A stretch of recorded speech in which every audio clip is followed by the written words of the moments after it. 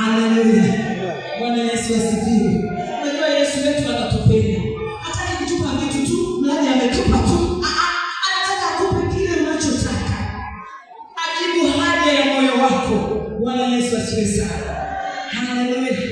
Unafahamu Yusufu alikuwa mchumba wa Mariamu. Yusufu alikuwa anataka awe mke bikira. Alipomwona Mariamu amepata mimba ya Roho Mtakatifu, Yusufu akasema, hizi sio ndoto zangu. Mimi sikupanga kuoa mwanamke mwenye mimba. Akaazimia moyoni kumkimbia Mariamu. Alipoazimia kumkimbia, malaika akamtokea, akamwambia Yusufu, usikimbie, maana mimba aliyonayo Mariamu ni kwa uwezo wa Roho Mtakatifu. Mariamu hajatenda dhambi, bali ni mke mwaminifu. Ndipo Yusufu akatulia. Haleluya. Kama asingeambiwa na malaika, Yusufu alikuwa anasema, sio mke wa ndoto zake, sio mke anayemtamani, anatamani mke bikira mwaminifu. Sasa amekuja tofauti, lazima akimbie. Bwana Yesu asifiwe. Tusome tena katika kitabu. Unaona nini leo? Mungu anamuuliza Yeremia, unaona nini? Alitaka ajue Yeremia anaona nini katika maisha yake, biashara yake, kazi yake, ndoa yake na vitu mbalimbali. Hakuna kitu Mungu anaweza kufanya kama wewe bado haujaona chochote. Mungu anataka wewe uone, na ndipo Mungu afanye. Hebu twende katika kitabu cha Wafalme wa Pili sura ile ya 7. Wafalme wa Pili sura ya 7.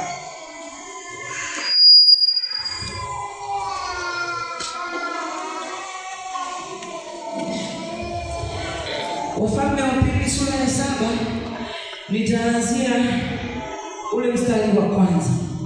Biblia inasema, Elisha akasema, nisikieni neno la Bwana asema hivi, kesho panapo saa hii kipimo cha unga mzuri kitauzwa kwa shekeli, na vipimo vizuri vya shayiri kwa shekeli langoni pa Samaria. Basi yule akida ambaye mfalme alikuwa akimtegemea mkono wake akamjibu yule mtu wa Mungu akasema, tazama, kama Bwana angefanya madirisha mbinguni, je, jambo hili lingewezekana? Mtumishi wa Mungu sasa akamjibu akamwambia, angalia, wewe utaliona kwa macho, lakini hautakula. Bwana Yesu asifiwe sana. Haleluya. Tunaenda hiyo Wafalme wa Pili 7. Tunaona majibu sasa kesho yake. Mfalme ametabiri. Hapa kulikuwa na njaa muda mrefu, wamekaa katika wimbi la njaa, lakini siku hiyo mtumishi wa Mungu anatabiri, anawaambia majira ya kesho hapa Samaria kipimo cha unga kitapimwa kwa shekeli moja. Na alikuwepo akida ambaye alikuwa anamsaidia mtumishi wa Mungu, akamwambia mtumishi wa Mungu, haiwezekani, tumekaa kwenye njaa muda mrefu, hakuna chakula hapa, inawezekanaje kesho chakula kikapatikana? Haiwezekani kabisa. Mtumishi wa Mungu akamwambia, sikia, wewe utakiona lakini hautakula. Kwa sababu yule mtumishi wa Mungu, yule akida, alikuwa haamini, haoni muujiza ambao Bwana kesho ataufanya.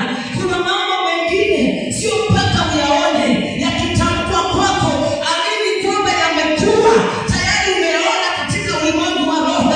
Hata mtumishi wa Mungu anapoomba akakwambia, mama, enenda kwa amani, Bwana amekutendea, ondoka, umebeba imani, sema Mungu ni umetenda, Mungu tayari umefanya, Mungu nimeona umefanya, hata kama macho yako hayajaona, lakini amini umetendewa. Haleluya. Yule akida akaambiwa, wewe utaona lakini hutakula. Kwa sababu gani? Ameshindwa kuamini na kuona katika ulimwengu wa roho ya kwamba alichosema mtumishi wa Bwana kimekuwa. Ngoja tuone kesho yake ilipofika. Haleluya. Mstari sura ya 7:17 anasema, naye mfalme akamweka yule akida ambaye alitegemea mkono wake awasimamie watu langoni, na watu wakamkanyaga langoni akafa, kama alivyosema yule mtu wa Mungu. Alinena hapo mfalme alipomshukia. Ikatukia kama vile yule mtu wa Mungu alivyomwambia mfalme. vipimo viwili vya shayiri kwa shekeli na vipimo vya unga mzuri kwa shekeli. Ndivyo vitakavyokuwa kesho panapo saa hii katika lango la Samaria. Na yule akida akamjibu mtu wa Mungu akasema, sasa tazama, kama Bwana angefanya madirisha mbinguni, je, jambo hili lingewezekana? Akasema, angalia, wewe utaliona kwa macho yako, lakini hautakula. Ikampata vivyo hivyo, kwa kuwa watu wakamkanyaga langoni, akafa. Haleluya! Huyu akida anakufa kwa sababu ya kutokuamini. Haleluya! Kwa sababu ya kutokuamini alipinga neno la Mungu ya kwamba haliwezekani. Na kweli kesho majira yale yalipofika, unga uliuzwa shekeli na kila kilichotajwa kilifanyika kama ilivyokuwa, lakini yeye akawekwa kuwa msimamizi wa wale watu wanaopimiwa unga. Sasa kwa sababu watu walikuwa na njaa ya muda mrefu, walimkanyaga pale mlangoni na akafia pale pale mlangoni. Kwa sababu gani? Hakuamini kile ambacho kilikuwa kinatajwa. Yalikuwa ni maono ya mchungaji, yalikuwa ni maono ya nabii. Anasema kesho mnamo majira kama haya unga utapatikana, hakutakuwa na njaa tena. Wengine wakaamini, kesho yake wakaja na vyombo wamekuja kuchukua unga, lakini yule akida hakuamini, akasema haiwezekani. Hata kama Mungu angefungua madirisha ya mbinguni, njaa imekuwa kubwa, haiwezekani. Mtumishi wa Mungu akamwambia, tazama, wewe utaona lakini hutakula. Haleluya! Bwana Yesu asifiwe. Uwe mtu wa kuamini. Haleluya! Uwe mtu wa kuamini. Bwana Yesu asifiwe. Uwe mtu wa kuamini kile watumishi wa Mungu wanasema. Uwe mtu wa kuamini kile Bwana atafanya. Bwana Yesu asifiwe. Usipoamini utajimaliza mwenyewe. Huyu akida alijimaliza mwenyewe. Alikufa kwa sababu ya kutokuamini kwake. Bwana Yesu asifiwe. Kwa hiyo tunaishi maisha ya imani. Lazima uishi maisha ya imani. Biblia inasema imani ni kuamini mambo yale yatarajiwayo ambayo bado hujayaona, lakini unaamini yanakuja, lakini unaamini yatatokea, lakini unaamini utayaona. Haleluya! Bwana Yesu asifiwe. Haleluya! Yesu asifiwe. Wangapi wananielewa siku ya leo? Amen. Lakini tunawaona wale wakoma. Wale wakoma, tunataka tuangalie tena habari za hao wakoma. Tuko hapo hapo kwenye Wafalme wa Pili sura ya 7, tutaanzia mstari wa 3. Basi walikuwepo watu 4 wenye ukoma penye lango la mji, wakasemezana, mbona tunakaa hapa hata tufe? Tukisema tuingie mjini mna njaa, basi tutakufa humo. Nasi tukikaa hapa tutakufa vile vile. Haya, twende tukaiendee jeshi la Washami. Wakituhifadhi hai tutaishi, wakituua tutakufa tu. Basi wakaondoka kabla ya mapambazuko ili waende mpaka kituo cha Washami. Na walipofika mwanzo wa kimo cha Washami, kumbe hapana mtu, kwa maana Bwana alikuwa amewasikilizisha Washami kishindo cha magari na kishindo cha farasi, kama kishindo cha jeshi kubwa. Wakaambiana, tazama mfalme wa Israeli amewaajiri wafalme wa Wahiti na mfalme wa Wamisri waje kupigana nasi. Kwa hiyo wakaondoka, wakakimbia kungali giza bado, wakaziacha hema zao na farasi zao na punda zao na kimo chao vile vile kama vilivyokuwa, wakakimbia wapate kujiponya nafsi zao. Basi wale wakoma walipofika mwisho wa kituo, waliingia katika hema moja, wakala wakanywa, wakachukua fedha na dhahabu na mavazi, wakaenda wakavificha. Wakarudi wakaingia katika hema ya pili, vile vile wakachukua vitu, wakaenda wakavificha. Ndipo wakaambiana, mambo haya tuyafanyayo si mema. Leo ni siku ya habari njema, na sisi tunanyamaza mkingoja hata tutakapopambazuka. kupambazuka, madhara yatatupata. Basi twende tukawaambie watu wa nyumba ya mfalme. Basi wakaenda wakawaita mabawabu wa mji, wakawaambia, tulifika kituo cha Washani, na tazama, hapana mtu yoyote huko, wala sauti ya mtu, ila farasi wamefungwa na punda wamefungwa, na hema zao kama walivyoziacha. Bwana Yesu asifiwe sana. Ni habari za wakoma wanne. Hao watu walikuwa ni wakoma, wana upungufu wa vidole vyao vimekatika, lakini kulikuwa na njaa kubwa. Lakini hao wakoma wanne wakasemezana, wakaambizana, tukikaa hapa tutakufa na njaa. Sasa tuiendee kambi ya Washani, lakini tukienda kwa Washani tunaweza tukafa huko. Lakini wakaona ni bora tukafie mbele ya safari kuliko kufia hapa. Wakaambizana, twende kwenye kambi ya Washani. Lakini kumbe wakati wameamua na kwamba tunakwenda, Mungu akasema, hamtakwenda peke yenu. Haleluya. Yesu akasema kama somo la jana, nitatembea na nyinyi wakoma, kwa sababu mmeamua kwenda. Mungu akaamua kutembea nao. Wakati wanatembea, vishindo vyao vikasikika kwa Washani kama vishindo vya majeshi makubwa. Wakaogopa, wakasema, tazama, mfalme wa Israeli ameajiri majeshi yaje yapigane na sisi. Wale Washani wakakimbia, wakaiacha kambi na kila kitu chao wakaacha. Haleluya. Bwana Yesu asifiwe. Wakakimbia wakaacha. Wale wakoma walipofika pale, wanakuta kambi imejaa vitu, dhahabu na fedha na vyakula. Kwanza walichofanya, wakala kwanza wakashiba. Wakasema, tule kwanza tushibe tupate nguvu. Wakala wakashiba. Waliposhiba, wakaanza kuchukua vitu vya thamani, wanaenda kuficha. Lakini baadaye wakaambizana, hapana, hii leo ni habari njema. Hebu turudi kwa wenzetu, tuwaambie kuna habari njema ya kwamba Washani wamekimbia, wameiacha kambi yenyewe. Wakarudi wakawaambia, wao kule Washani wamekimbia, wameiacha kambi. Wakawaambia habari njema leo imepatikana. Lakini habari njema inatoka kwa watu ambao ni wakoma. Bwana Yesu asifiwe. Wakoma wamejiongeza, wakoma wamemwamini Mungu, wakoma wamechukua hatua. Je, wewe mwenye mikono? Je, wewe mwenye akili timamu? Je, wewe unayemjua Mungu? Wewe ni zaidi ya wale wakoma. Wewe ni zaidi ya mawazo yao. Mawazo yao ni zaidi ya mawazo yako. Haleluya. Kama wakoma waliweza, kwa nini sisi tusiweze? Kama wakoma walienda, kwa nini sisi tusiende?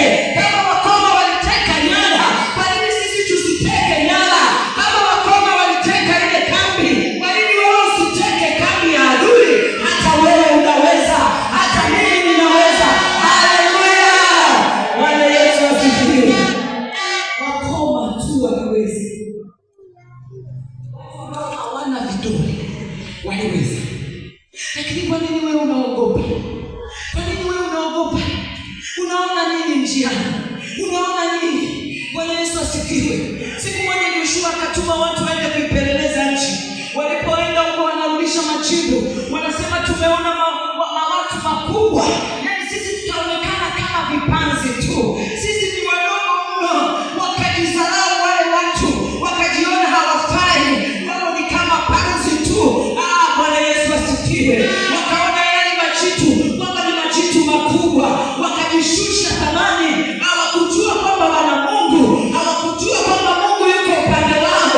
Mungu aliyewatetea vita hata wakafika pale, bado yuko upande wao. Lakini walijidharau, walijikataa, walijikinai, wakaona kwamba wao ni wadogo. Napenda nikwambie asubuhi ya leo, usijidharau, usijikatae. Lazima ujikubali, lazima ujipende, lazima ujiamini. Tembea kifua mbele, kwa sababu Kristo yuko pamoja naye, yuko pamoja na wewe.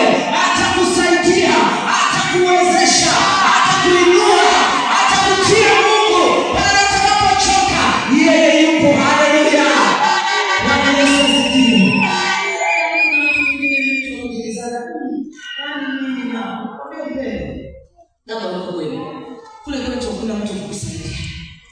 Kila mtu anapambana na maisha yake. Hata kujifanya wewe ni mnyonge, muda wa kuwa anayetutetea ni mmoja tu, Kristo. Kwa sababu ukija kwangu mimi naye na changamoto zangu. Haleluya. Sasa ukiniletea na za kwako nashindwa. Unazibeba za kwako na mpelekea Mama John. Mama John naye na za kwake. Unatoka hapo na mpelekea Mama Debora. Mama Debora naye na za kwake. Unatoka hapo na mpelekea Mzee Joel. Mzee Joel naye na za kwake. Pambana na Yesu Kristo. Yeye ndiye anabeba changamoto zetu. Yeye ndiye anatuwezesha. Mwanadamu hawezi kukusaidia. Hata kutia moyo tu. Lakini anayeweza kubeba mizigo yako ni Yesu peke yake.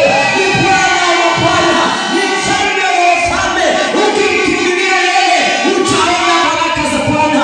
Utaona kuinuliwa. Utaona kufarijiwa. Haleluya. Pigia Bwana Yesu makofi na vigelegele. Haleluya. Leo kile kumwambia akikustari sana. Mimi na tabia mbaya. Tabia yangu mbaya iko hivi. Mama mchungaji na changamoto. Una changamoto mama. Tabia yangu mbaya ni kushirikisha. Una muda siku gani? Mama, mimi niko busy kuanzia Jumatatu mpaka Jumapili. Sasa changamoto yako tunaomba nini? Yaani njoo wewe na mimi tukae hekaluni tuombe. Hiyo ni tabia yangu mbaya. Lakini mimi nafunga siri siku 2-3. Mwenzangu anakula ugali, anashushia maziwa mgando, anaweka na kapepsi juu. Mimi niko nimefunga. Baba muangalie. Yesu. Mwenzangu mwenye changamoto anakula. Njoo wewe pamoja na mimi naye kubebea mzigo. Tulie pamoja mbele za Bwana. Haleluya. Bwana Yesu asifiwe.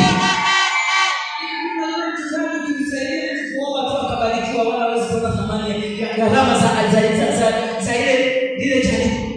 Yaani mchungaji amebeba tu alafu wewe Mungu amekufanyia. Yaani tunaona hizi.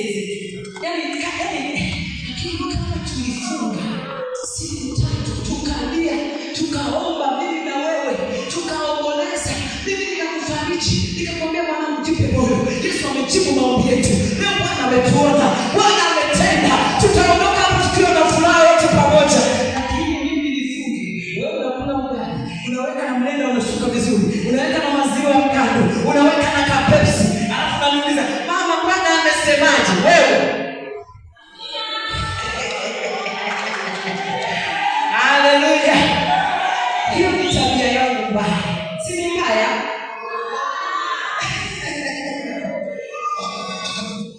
Bwana Yesu asifiwe. Yesu anataka twende kwake. Mimi nikwambie kitu kimoja. Sio kwamba Yesu anashindwa kutujibu. Hata kabla anasema kabla mjaomba mimi najibu. Sio kwamba anashindwa. Anataka tujihudhurishe mbele zake. Furaha yake ni kuwaona watoto wake wamekwenda. Kama ilivyo furaha yako, mtoto wako akipiga simu anakuambia mama, uko shuleni, tumeambiwa 1, 2, 3. Jamani, mwanangu, unasoma? Lakini unasoma mwanangu. Sasa nitakutumia hela. Sawa mwanangu. Ndio furaha ya mzazi. Kusikia majukumu yake, anapewa majukumu na mtoto wake. Hiyo ndio furaha ya mzazi. Kwa sababu pesa unazotafuta, unatafutia watoto. Wanapokupa majukumu, unafurahi kama nasomesha wewe. Nasomesha. Unajua kijana wetu yuko chuo kikuu nasomesha. Haleluya. Bwana Yesu asifiwe. Naye kusomesha ni utoe matumizi ya shule. Naye kusomesha akupe majukumu mtoto. Hapo ndio unasema kumbe nasomesha Bwana. Haleluya.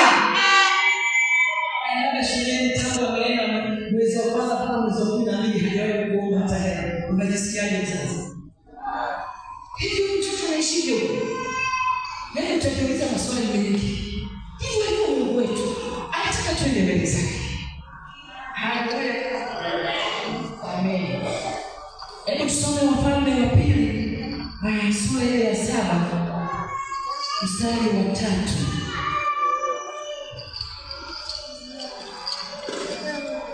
Wafalme wa Pili sura ya 7 mstari wa 3.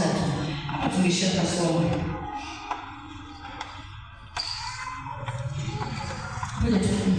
Wafalme wa Pili sura ya 7 Mstari wa 3 tumeshapasoma. Hatutapasoma. Tusome Kutoka 3 mstari wa 7. Kutoka 3:7.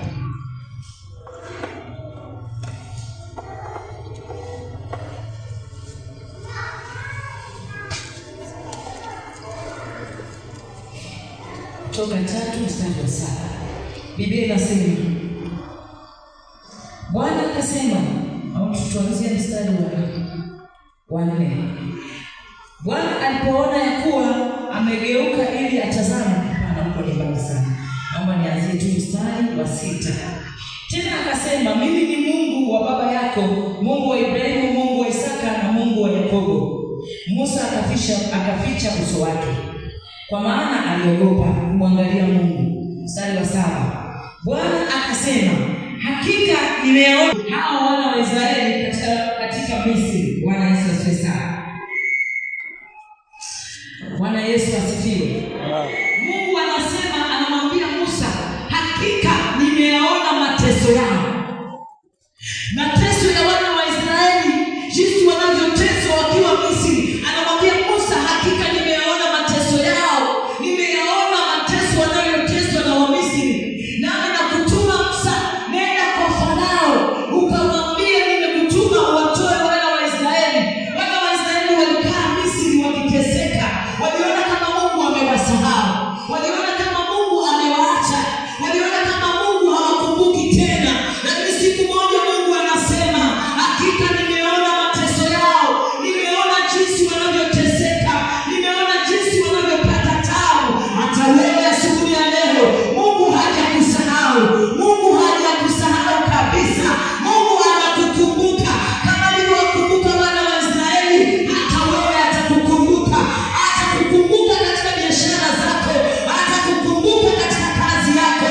Atakukumbuka katika masomo yako. Hata kama watu wanakuona kama haufanyi vizuri, lakini siku moja Bwana atakukumbuka.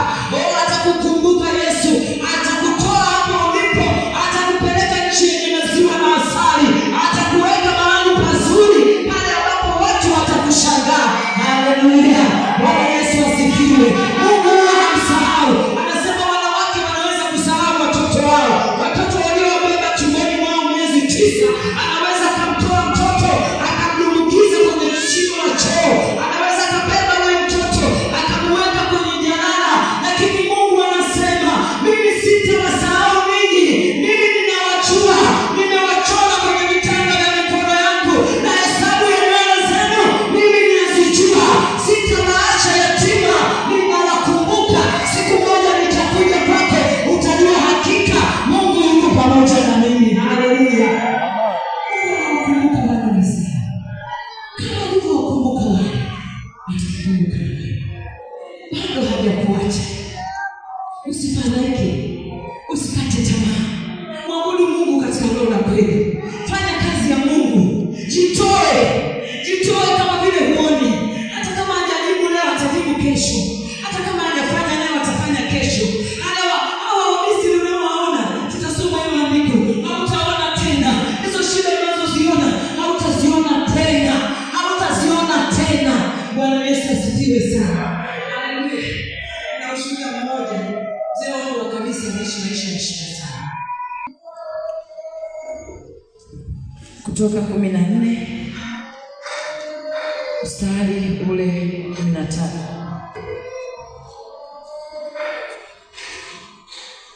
Kutoka 14.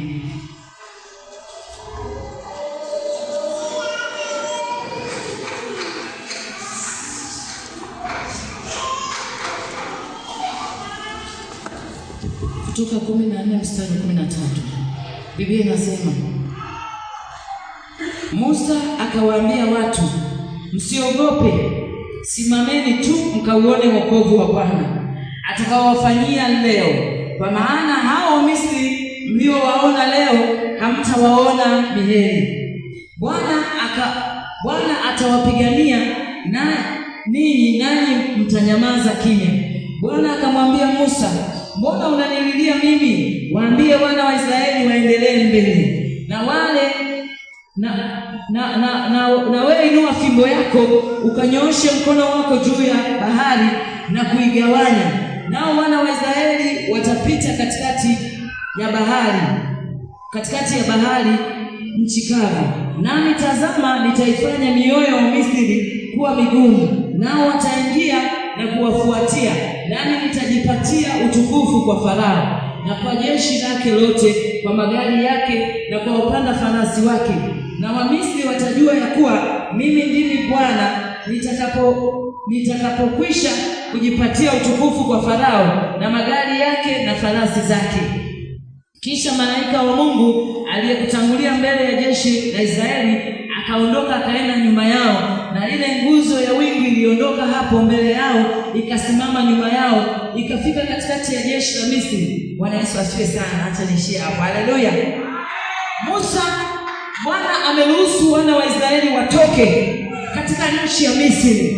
Akawaambia leo ni kutoka. Tunaona mapigo 10 yalifanyika. Farao hakutaka wale watu watoke, lakini Mungu alifanya ishara kubwa. Pigo la mwisho lilikuwa wazaliwa wa kwanza wote waliuawa. Mungu akawaambia ondokeni. Farao akaruhusu, akasema nendeni mkamtumikie Bwana Mungu wenu huko jangwani. Haleluya. Sasa wakati wameondoka, Farao anakumbuka, anasema sasa hao Misri wameondoka. Hawa ndio walikuwa wanafiatua matofali yetu, hawa ndio tulikuwa tunawatumikisha. Sasa leo wameondoka, nani atafanya hizi kazi?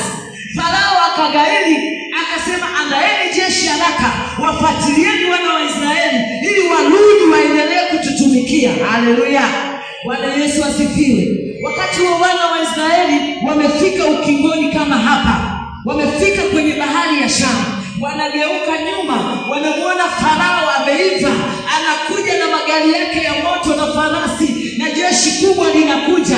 Hapa walipofika, wamefika kwenye bahari ya Shamu. Yaani nyuma hawawezi kurudi, maana Farao anakuja na jeshi lake, na mbele hawawezi kwenda, maana kuna bahari ya Shamu. Wakaanza kulia, wanamwambia Musa, umetuleta mahali hapa tuje tufie hapa, wala umetuacha Misri, tungeendelea kule kukaa Misri, kule tulikuwa tunakula na pilau, sasa tumekuja kufia hapa. Musa akawaambia, nyamazeni leo, hao Misri mnaowaona hamtawaona tena.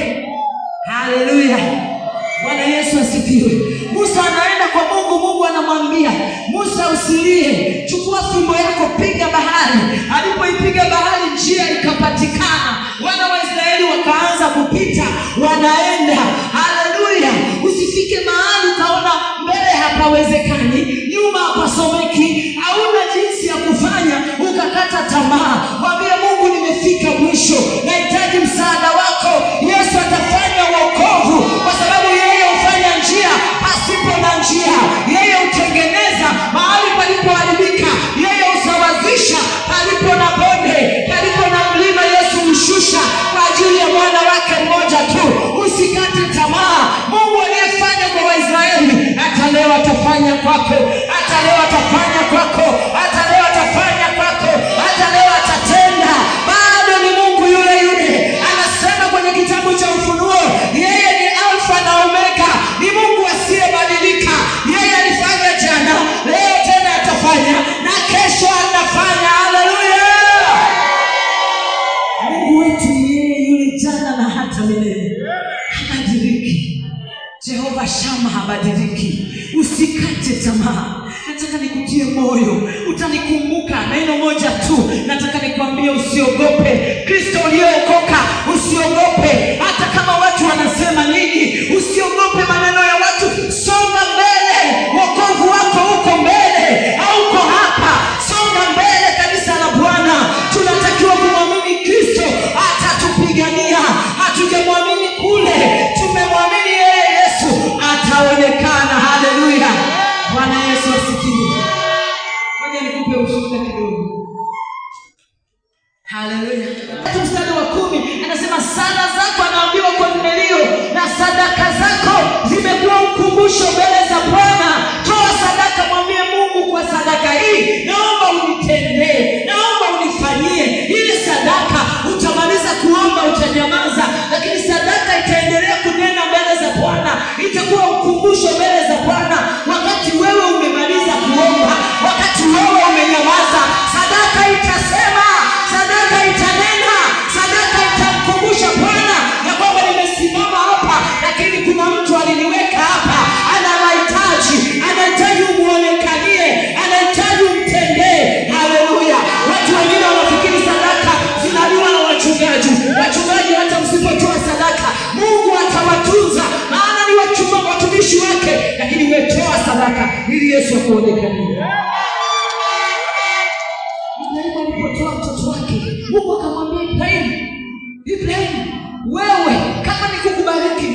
nitakubariki. Mungu akaapa, akamwambia utabarikiwa na baraka zako zitakuwa kama mchanga wa bahari. Kwa sababu gani Mungu anasema? Kwa sababu kuna sadaka, tena sio ya kawaida. Ametoa sadaka ya mtu, ametoa sadaka ya Isaka. Yeye Mungu anasema, Ibrahimu, kama nikukubariki nitakubariki. Unataka kubarikiwa, wewe ni chombo, huwezi kubarikiwa. Kanuni ya kubarikiwa ni kwenye mkono uliofunguka, mkono wa utoaji. Huyo ndio mtu anayebarikiwa. Ukiwa mtoaji, unatapanya vingi, unavuna vingi, unavuna vingi. Haleluya! Kwa sababu huwezi kuvuna pasipo kupanda. Haleluya! Bwana Yesu asifiwe sana. Naomba tusimame. Wewe ni Alfa na Omega, twakuabudu Bwana, wastahili sifa. Wewe ni nani? Ni Alfa na Omega, twakuabudu Bwana, wastahili sifa. Wewe ni nani? Ni Alfa na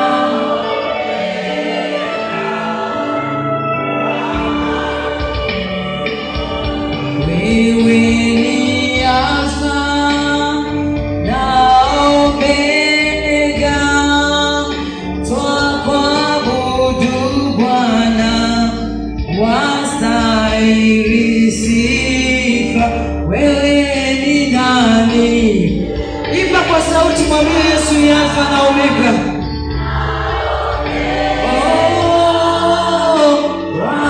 Twakuabudu Bwana, wastahili.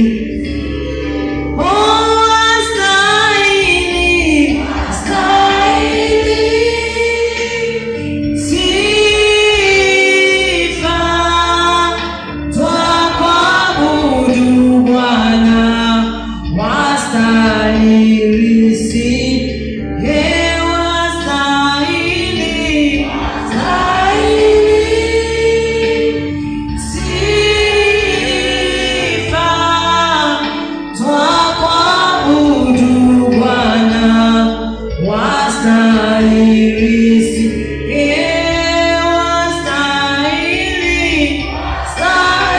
Wastahili, sifa. Twakuabudu Bwana, wastahili. Yesu wastahili.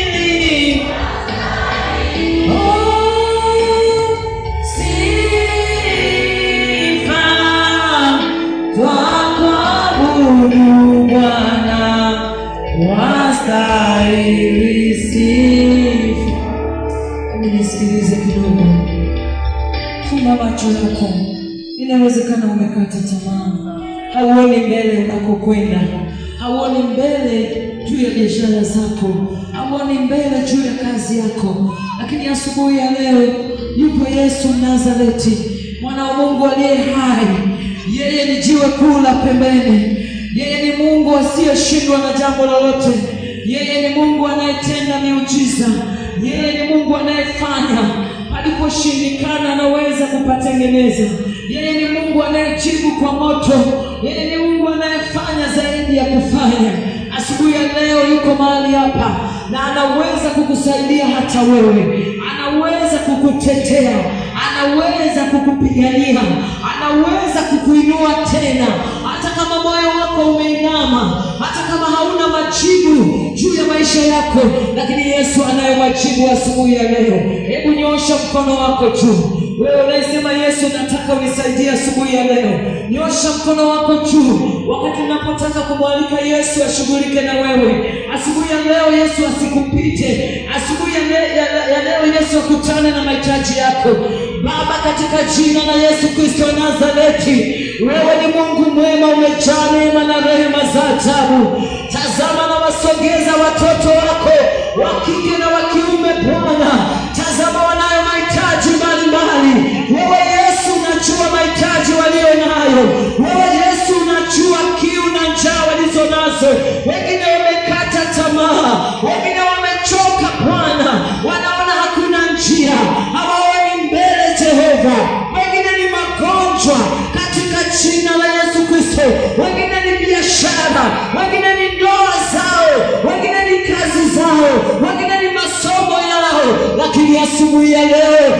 ninasogeza kila hitaji la kila mmoja. Wewe unaye sirini, gusa Baba hitaji la mama yule katika jina la Yesu Kristo. Ninaachilia nguvu ya uponyaji, ninaachilia nguvu ya uzima, ninaachilia nguvu ya mafanikio, ninaachilia nguvu kwa jina la Yesu Kristo wa Nazareti. Gusa mahitaji ya wababa hawa, gusa mahitaji ya vijana, gusa mahitaji ya mabinti. Wengine wanahitaji wachumba, wengine wanahitaji wake, wengine wanahitaji waume, wengine wanahitaji mitaji ya biashara. Kwa jina la Yesu Kristo wa Nazareti, asubuhi ya leo Jehova, gusa hitaji la kila mmoja, gusa hitaji la kila mmoja kwa damu ya Yesu Kristo wa Nazareti. Bwana Yesu, wewe ni jibu. Wewe hakuna jambo gumu usiloliweza. Kwako yote yanawezekana Jehova. Ndio maana tunakuita asubuhi ya leo. Ndio maana tunakualika asubuhi ya leo. Yule aliyekata tamaa, yule aliyechoka, Yesu muinua tena. Baba muinua tena katika jina la Yesu Kristo. Ninatangaza sasa ukombozi wao Jehova. Ninatangaza uzima wao. Ninatangaza wakuone Bwana. Hata wanapoianza wiki hii iwe ya tofauti katika Baba kazi zao, wakakuone Jehova Shama, wakakuone Jehova Niko, wakakuone Jehova Chile, wakakuone Jehova Rafa, katika jina la Yesu, katika jina la Yesu Kristo. Usimpite hata mmoja, bali kila mmoja ukamguse, ukamguse kila mmoja, ukamguse Bwana wa Bwana, ukamguse kila mmoja asubuhi ya leo, ukamguse kila mmoja kwa damu ya Yesu Kristo wa Nazareti. Kama Baba wa mbingu na nchi ulivyowagusa kina Petro na Yohana Jehova, wakamgusa yule kiwete, ndivyo ambavyo waguse leo hawa.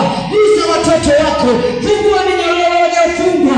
Shetani amewafunga, amefunga fahamu zao, amefunga akili zao, lakini asubuhi ya leo natangaza kufunguliwa kwao, natangaza kufunguliwa kwao. Kila kilichofungwa ninakifungua kwa damu ya Yesu.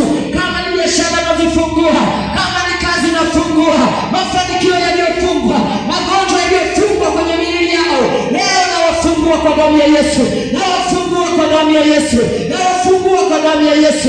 Pokea uzima, pokea kwa jina la Yesu, pokea kwa damu ya Yesu. Mwamini Yesu amekutendea, kwa sababu Yesu mtu ataseme uongo, wala si mwanadamu atajute. Haleluya, asante Bwana Yesu. Hebu mpigie Yesu makofi. Shangilie Bwana kwa makofi na vigelegele. Shangilie Bwana, mtu mmoja mshangilie Bwana. Shangilie kwa imani. Amini Yesu amekutendea. Amini Yesu amefanya. Amini Yesu amejibu. Haleluya. Bwana Yesu asifiwe. Sasa leo tumefanya tofauti. Sasa hizi ndo nataka nini? Si ndio? Kaa chini sasa. Wimbo ni dakika 4 tu. Unaisha. Haleluya. Amen. Lakini wangapi wamebarikiwa? Amina. Tunataka tumwimbie Mungu.